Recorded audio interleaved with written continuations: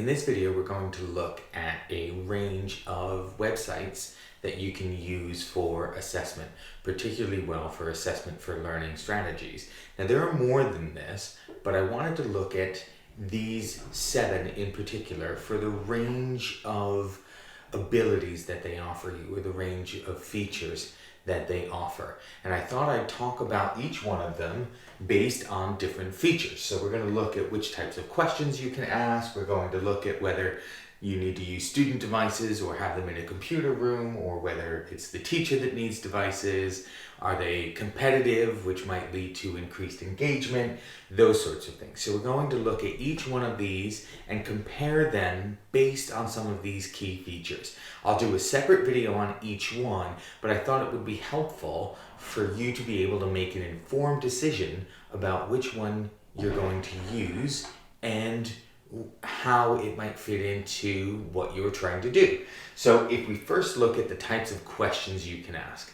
Now, if I go through each one, if we start with multiple choice questions, right? All of them give you the option of asking multiple choice questions, which is really nice. So we've got Quizizz can do multiple choice questions, Kahoot, Socrative can do multiple choice, Plickers is multiple choice, Sporkle generally is multiple choice or kind of fill in the blank questions. Google Forms can do multiple choice, and Poll Everywhere can do multiple choice questions. So if you really just want to get at knowledge-based questions, have they retained the basic information, any of these will get you there. But if you wanted to get at higher order thinking skills and ask open-ended questions, really getting your learners to think about the material in a more kind of evaluative or analytical way, then you're a bit more limited in terms of your choice, because only Socrative and Google Forms and Poll Everywhere give you the option to ask those types of questions. Now, with all of them, with Socrative, even if you're asking an open-ended question, it becomes more of a fill-in-the-blank if you want it to self-correct, where you might accept a range of different options and it tells the student whether they're right or wrong.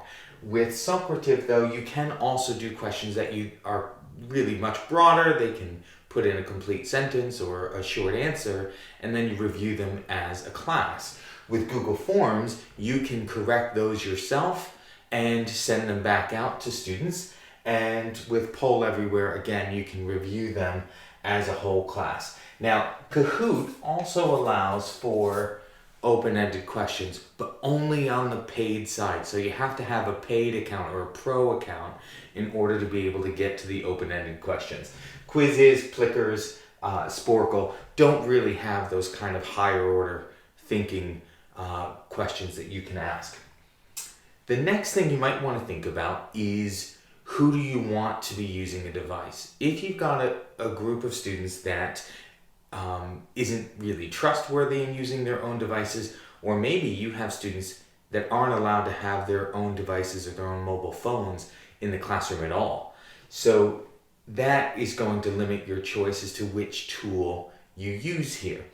The way you might get around that if they're not allowed their own devices is to think about, well, can you use a classroom set of laptops or iPads? Can you book a computer suite to do these? Any of these sites will work perfectly well in a computer suite as well, so you're not limited by that. But most of these, Quizizz, Kahoot, Socrative, Google Forms, and Poll Everywhere, require students to use their own devices.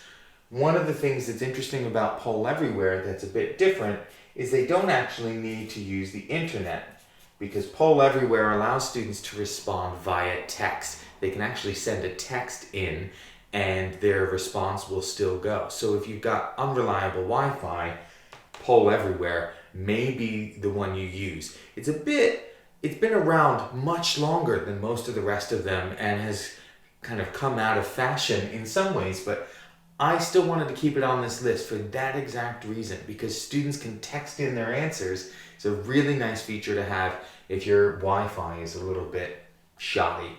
But with these two, Sporkle, they can use their own devices, or you might do it in the front of the classroom where the whole group does it at the same time and students just call out their own answers. So I think Sporkle is one of the ones that can be used either way, where they can do it on their own devices or their own computers, or you do it as a whole group in front of the classroom. What's interesting about Plickers is it's the only one, really, where a teacher's the only one who needs a mobile device. So you can use your iPad or your mobile phone, and then you're just scanning QR codes around the room. All students need is a piece of paper that you can print straight off from the website that they hold up, and that's a QR code, and so the teacher just needs to scan it.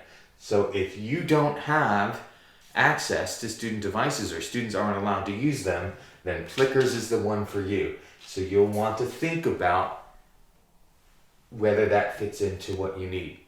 Now, one of the main reasons a lot of teachers try or want to use these kinds of tools is to increase engagement, because students really get into them. And it's a great example of how assessment can be a motivation tool, right? That it gets students really excited. And it does that because there's this element of competition. And the ones that do that best, in my view, are Quizizz and Kahoot. Quizizz is brilliant, and Kahoot students love because it has that really competitive element. Socrative does have a competitive element to it, but it doesn't seem to be quite as engaging as Kahoot. You don't have that constant leaderboard. Socrative has these games that you can play that are kind of like the carnival games you used to play, where someone has to fill up the balloon and make that blow up first, or move the racehorse across the back of the wall and be the winner. That's the way Socrative is set up. Students do engage with it. It's okay, but really the top ones for engagement and having that element of competition are going to be Quizizz and Kahoot.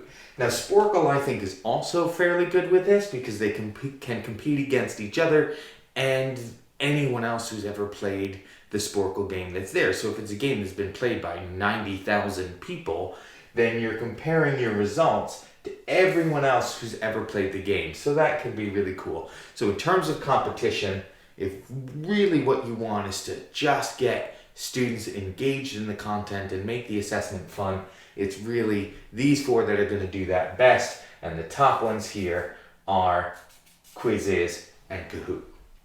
Now, maybe the thing that's really making your decision for you is the kind of reports you can get out of it. How do I get that data to show that there's been progression either within the lesson or over a period of time?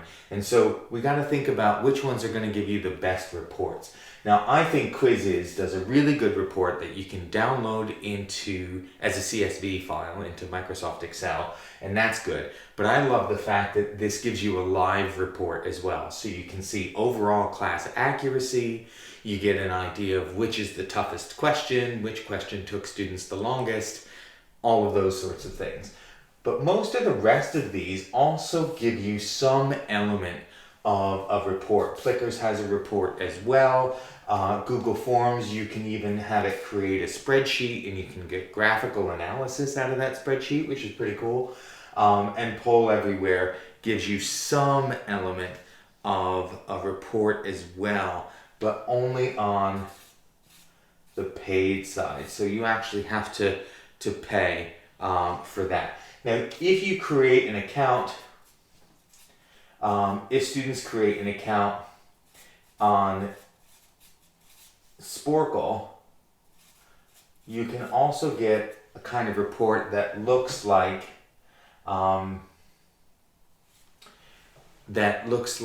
at how students did compared to everybody else who's played the game, and even question by question analysis. So, 90% of people got this question right, and so did you, or only 50% of this people got this question, but you did. So you can get some really neat analysis there, but not a report that the teacher can download. So I used to get my students to take a screenshot of that kind of final report and then submit that as their homework assignment. So there are ways you can get to the report on most of these, but for Poll Everywhere, it's only on the paid side that you get that. It's also worth thinking about, well, how easy are these to use? So I've tried to give these a score, but most of these are really designed to be straightforward and easy to use. But I think there are a couple that are going to get a kind of bonus score for me. So I think quiz is absolutely easy to use, really straightforward. Students log straight in. I find that if for whatever reason there's a Wi-Fi issue, that one of the things I like about quiz is it's really easy for the student to log back in and join back into the quiz if they get cut off for some reason. Kahoot also gets a score of a 1. Really straightforward and easy to use. You can change some of the basic settings there. Socrative gets a 1 star for me because even though it's just as easy to use as the others, the reason it gets a 1 star is because it's got a few features built in that are particularly good to use on the fly. Socrative has a built-in quiz called an exit ticket, which you can just run, and it asks students 3 questions at the end of a session. What's something you learned this session? Answer the teacher's question on the board, those sorts of things. And it's just automatic. So you can literally do the quiz on the fly without having done any preparation, which is really nice as a quick plenary when you've only got 2 minutes left. Come into Socrative, do that, and then I can look at those results later. Really, really useful. In terms of ease of use, I also have to give Plickers a 1. I think it's really straightforward. Teacher's the only one who needs a device. Students pick it up really quickly, but it's got a shorter shelf life than some of the others. Students will do a Quizzes or a Kahoot that's got multiple questions, but Plickers tends to work for about 5 questions. After that, they get tired of holding up the sheet of paper and turning it around. Sporkle, everything is pre-built there for you, but if you want to build your own quiz, so if you're just using it, give it a 1, straightforward. But if you want to build your own quiz, it gets a 4 because that's actually a little complex to do. But I love it still because there's so many great quizzes already out there for you to use and play around with. Google Forms gets a 2 for me, gets lots of options, lots of things for you to play around with, but it takes a little bit of getting used to in terms of how to arrange those questions. But what I like is the broad range of questions you can ask. Because here, not only can we do multiple choice and open-ended questions, we can do Likert scale questions for an opinion poll. We can do Dropbox questions, like a list. We can do full paragraph questions. This one gives you the most flexibility, but that flexibility comes with a bit more of a complex use. And Poll Everywhere gets a 3 for me. Really, it's fairly straightforward to use, but the fact that you have to think about, I've got to text this number, which is a full phone number. Students have to log in and type in to text. You can also do it online, which makes that a little bit easier, but it's not quite as clean and organized as some of the others. So we need to think about that. If what you're looking for is a bunch of quizzes that are available and for you to use straight out of the gate, that you don't have to build your own questions or have to build your own quizzes, there's lots of content for you there already, then we've got a few sites to think about. Now, Quizzes and Kahoot do this really well. They have tons of pre-built quizzes on almost every subject, and I actually think Quizzes has an even better selection than Kahoot here. Socrative is really, you're building your own, so it doesn't have the kind of pre-built questions that you're going to want to use. Plickers, the same thing. You're building your own quizzes. It doesn't have that there for you. So I'm realizing I started out using X's and then I switched to ticks. I'm just moving back and forth between them. So these two don't have pre-built quizzes for you to use. Sporkle, that's the main view of what Sporkle is. It's got the best selection of quizzes of any of these out there. We've got minute maths, minute calculus, that quizzes that you can do, the size of a country by population, by land mass, the anatomy of a human eye, the human skeletal system, the muscular system, you name it. There's a quiz for that, right? Disney characters beginning with the letter A. There's a quiz for that. So Sporkle's brilliant for that. Google Forms, really this is about what you create, so that doesn't have pre-built quizzes, and neither does Poll Everywhere. So if you want something to use out of the box, you're looking at Quizizz, Kahoot, or Sporkle. The next one to look at is whether the quizzes can be teacher-paced or student-paced. So are we going where the student's answering the questions at their own pace, or that the teacher is driving the pace of each question? And some of them allow for both, like Socrative. It allows you to choose whether it's teacher-paced or student-paced. And it even allows you, there's one option where you can set it so the student can navigate. So they don't have to go in order, they can skip a question and then come back, those sorts of things, which is really, really neat. And that gives you a lot of flexibility. Most of these, though, Quizizz is student-paced, that students just answer the bank of questions at their own pace, but time is a factor. You can turn that off. So time affects your score. The quicker you answer, the higher score you get. You can turn that off, which means that it's just grading whether the student got the right answer or not. And thinking about inclusion, that might be something relevant for you to do. Kahoot is really teacher-paced. It's led by the teacher at the front of the room. The same is true of Plickers. It's teacher-paced. Sporkle is student-paced. Google Forms really is going to be student-paced. That's the students do it in their own time, and it's run by the student. Poll Everywhere is teacher-paced. So you're asking questions, and you're deciding when to go on to the next question. So we've got lots of differences here. If we want the students to have flexibility around the pace and do the questions in their own time, these are the options. If you want to lead the quiz from the front of the room, these are your options. So it's worth thinking about that. Now, some of these sites have some additional paid features, and I just wanted to talk about what the cost of those might be. One of the things that makes Quizizz my favorite is it's completely free right now. That may change eventually, but right now, completely free. There are no paid features at all.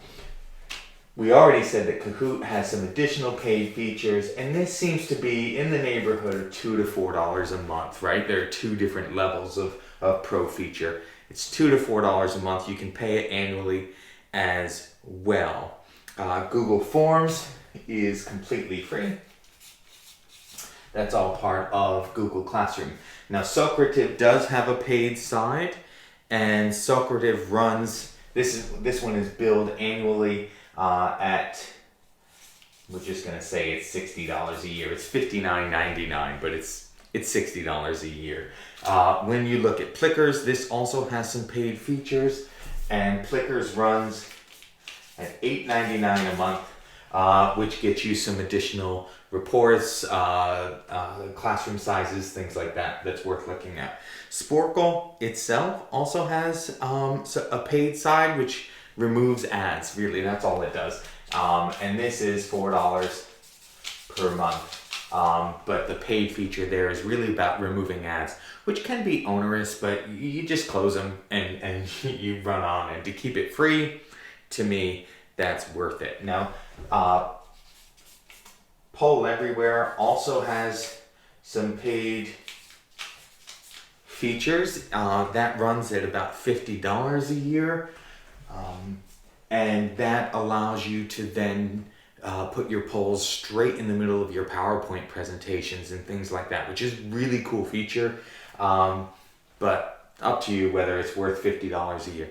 And I just need to make one correction, that for Kahoot, actually my price is in pounds. That one is in pounds, not dollars. All the others gave me their costs in dollars. So that's the real run through, so you can make an informed choice. Like I said, I'm going to do a video on each one of these and many, many more, but it's just thinking about which ones are going to be the best fit for you and why. So if you want quick knowledge questions, multiple choice questions that are pre-built, which one do you choose, right? I think it's Kahoot or Quizizz.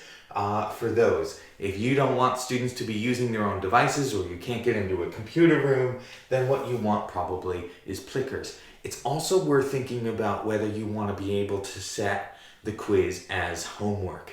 If you want to set it as a homework assignment, it's Google Forms or Sporkle that you'll want to use. So think about what is it you want and which site's going to be the best fit for that use case.